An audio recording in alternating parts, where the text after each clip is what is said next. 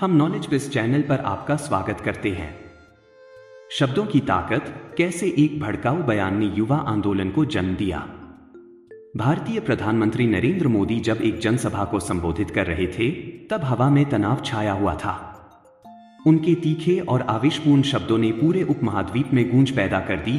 पाकिस्तान के युवाओं को भारत में हो रही प्रगति को देखना चाहिए, उन्हें अपने फैसलों पर पछतावा होगा, चाहे यह चेतावनी हो या उकसावा। इस बयान ने नसों पर चोट की। कुछ ही घंटों में सोशल मीडिया भड़क उठा और अगले दिन तक लाहौर की सड़कें पाकिस्तानी युवाओं से भर चुकी थीं, जो अपनी आवाज बुलंद कर रहे थे। लाहौर को हिला देने वाली रैली। लाहौर के प्रतिष्ठित मीनार-ए-पाकिस्तान पर हजारों लोग जमा हुए, झंडे लहराते हुए और संघर्ष के नारे लगाते हुए। मोदी, हम डरते नहीं और हमारा भविष्य हमारी मर्जी की गूंज भीड़ में गूंज रही थी। युवा छात्रों, कार्यकर्ताओं और पेशेवरों, जिनमें से कई तो पुरानी जंगों के बाद पैदा हुए थे, ने एकजुटता दिखाई, नफरत में नहीं बल्कि सम्मान की मांग में।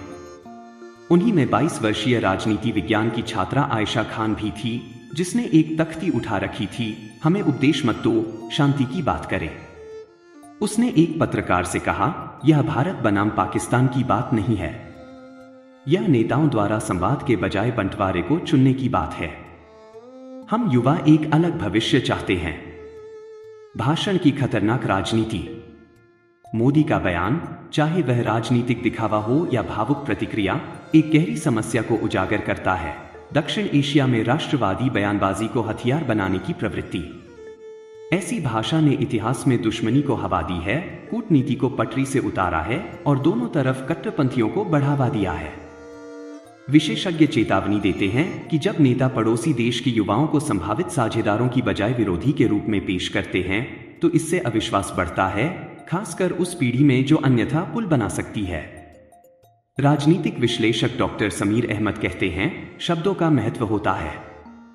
जब युवा खुद को बदनाम होते हुए सुनते हैं, तो यह डर पैदा नहीं करता, बल्कि प्रतिरोध को जन्म देता है। और यह प्रतिरोध या तो रचनात्मक हो सकता है या विनाशकारी। युवा, शांति के निर्माता या मोहरे।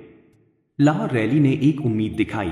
पाकिस्तानी युवाओं की ऊर्जा को राजनीतिक जुड़ाव में बदलते देखा गया, न कि अंधी प्रतिशोध में। पहले के विवादों में जहां आंख के बदले आंख का हिसाब चलता था, वहीं इस बार संवाद और तर्कपूर्ण जवाब सामने आया। पाकिस्तानी इन्फ्लुएंसर्स, कलाकारों और छात्रों ने डायलॉग नो थ्रेट्स जैसे अभियान चलाए, जिसमें पुरानी दुश्मनियों के बजाय साझी आकांक्षाओं, शिक्षा, रोजगार और स्थिरता पर जोर दिया गया। लेकिन खतरा अभी बना हुआ है। अगर ऐसी बयानबाजी जारी रही, तो यह उदारवादी आवाजों को किनारे कर सकती है और युवाओं के गुस्से का फायदा कट्टरपंथी उठा सकते हैं। पहले से ही दोनों तरफ बहिष्कार और दुश्मनी के हैशटैग ट्रेंड कर रहे हैं। आगे का रास्ता।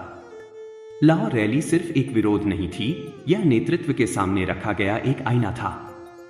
भारत और पाकिस्तान के युवा, जो संस्कृति, क्रिकेट और सिनेमा से जुड़े हैं, अब बांटने वाली राजनीति को समझने लगे हैं।